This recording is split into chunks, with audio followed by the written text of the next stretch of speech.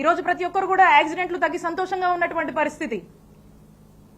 అలాగే చిలకలూరుపేట పట్టణ ప్రాంతానికి సంబంధించి అమృత్ పథకం చివరి దశలో ఉంది. ఆ చివరి దశలో కొన్ని పనులు జరిగితే ఆ ప్రాజెక్ట్ కంప్లీట్ అయిపోతుంది. దాని మీద దృష్టి పెట్టండి.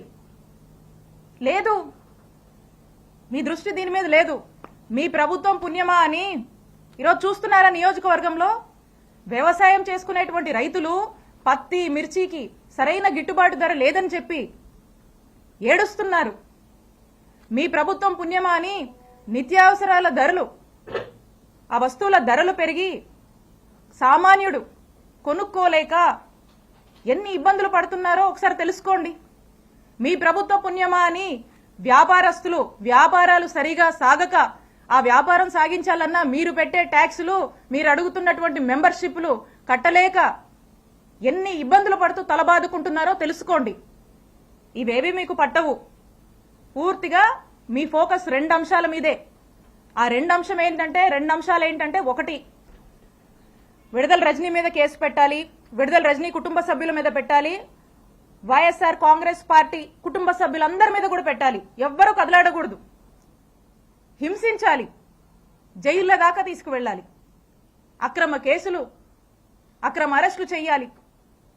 ఇదొక ఇంట్రెస్ట్ అయితే మీకు ఇంకొక ఇంట్రెస్ట్ హ్యాపీగా జోబులు నింపుకోవాలి. సామాన్యుల్ని కూడా ఇబ్బంది పెట్టి అక్రమంగా డబ్బులు సంపాదించాలి, మీ జోబులు నింపుకోవాలి. దోపిడీ, అక్రమ సంపాదన, అక్రమ కేసులు, అక్రమ సంపాదన, ఈ రెండింటి మీదే మీ 100% ఫోకస్ ఉంది. దీంట్లో 10% అయినా ఇంత హ్యూజ్ మ్యాండేట్ ఇచ్చారు ఈ జనానికి. వీళ్ళు ఏ సమస్యల్లో ఉన్నారు, ఈ సమస్యల గురించి పట్టించుకుందాం, వీళ్ళకు మేలు చేద్దామని దీంట్లో 10% మీరు పనిచేసినా ఈ నియోజకవర్గం బాగుపడుతుంది. కానీ ఇవేవి పట్టవు, ఇవేవి మీకు పట్టట్లేదు. ఒక్కసారి ఆలోచన చేయండి. మేము అధికారంలో ఉన్నప్పుడు, నేను ఎమ్మెల్యేగా ఉన్నప్పుడు, నేను మంత్రిగా ఉన్నప్పుడు ఒక్కసారి 2014 నుంచి 2019 వరకు మీరు చేసినటువంటి అక్రమాలు, ఇల్లీగల్ యాక్టివిటీస్, మీరు చేసినటువంటి స్కాములు, మీరు చేసినటువంటి పాపాలు ఇవన్నీ ఏంటా అని ఇక్కడున్నటువంటి ఒక సామాన్య జర్నలిస్టు మిమ్మల్ని ప్రశ్నిస్తే, జర్నలిస్టు మర్డర్ల దాకా కూడా మీరు చేసినటువంటి పాపాల గురించి నేను ఒక్కరోజు ఆలోచించుంటే ఏమై ఉండేవాళ్ళు పుల్లారావు గారు? మీరు ఏమై ఉండేవాళ్ళు? ఒక్కసారి ఆత్మవిమర్శ చేసుకోండి. నా మీద పెట్టిస్తారా కేసులు? మా నాయకుల్ని వేధిస్తారా? వైఎస్ఆర్ కాంగ్రెస్ పార్టీని గొంతు నొక్కేస్తారా ఇక్కడ మీరు? ఇవేమి సాగవు, ఇవేమి కుదరవు. ఈరోజు మీరు చేస్తుంది ఏందా అంటే ఇలాంటివన్నీ ప్రోత్సహిస్తూ వాట్ నాట్ ఈరోజు నియోజకవర్గంలో వాట్ నాట్ జరుగుతుందండి. ఈరోజు ప్యాకెట్ నడుస్తుంది, గ్రానైటు, గ్రావెలు, సెటిల్మెంట్లు, అక్రమాలు, ఇల్లీగల్గా ఎలా డబ్బులు సంపాదించాలి, బార్ షాపులు, బెల్ట్ షాపులు, ఇవో ఇలా చెప్పుకుంటూ పోతే చాలా ఉన్నాయి. సరే, జనం ఆశపడో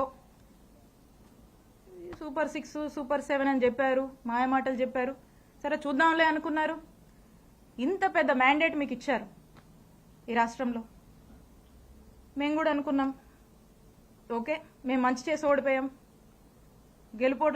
గెలుపోవటమి సహజమే, చూద్దాం ఏ మేరకు ఈ ప్రభుత్వం ప్రజల ఎక్స్పెక్టేషన్స్కి తగ్గట్టుగా పనిచేస్తుంది చూద్దామని మేము చూస్తున్నాం. చాలా క్రమశిక్షణగా, చాలా పద్ధతిగా మా నాయకుడు చూపించినటువంటి బాటలో ప్రజలకు మేలు చేస్తూ నడవడమే మాకు తెలుసు. ఇలా మీలాగా చీప్ ట్రిక్స్, ఈ చీప్ పాలిటిక్స్, ఎవడనో పెట్టుకొని ఎవడోనో పెట్టి ఏదేదో చేస్తామంటే నేను ఒకటే చెప్తా ఉన్నా. నాకు నవ్వొస్తుంది పుల్లారావు గారు. ఎందుకో చెప్పనా? నా రాజకీయ అనుభవం 7 ఏళ్ళు. నా 7 ఏళ్ల రాజకీయ అనుభవం ముందు మీ 25 ఏళ్ల రాజకీయం తల జించుకుంది ఈ రోజుతో అనిపిస్తుంది.